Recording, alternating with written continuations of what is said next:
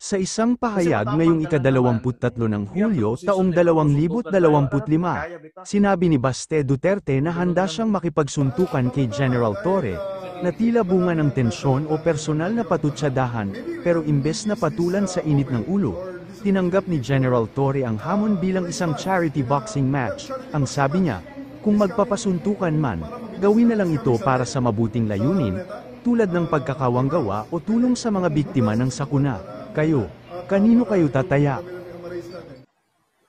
Kasi matapang ka lang naman, we have the position pero gusuntukan tayo, aral kumakaya, bita. Ganun lang. Tama-tama, dahil marami ang nasalanta ngayon ng bagyo at baha.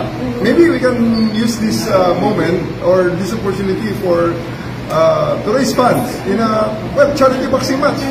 This coming, para mabilis, this coming Sunday sa Araneta, 12 rounds, pwede.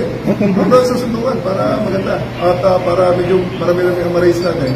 Siguro you can find sponsors. Per round, may mag-sponsor.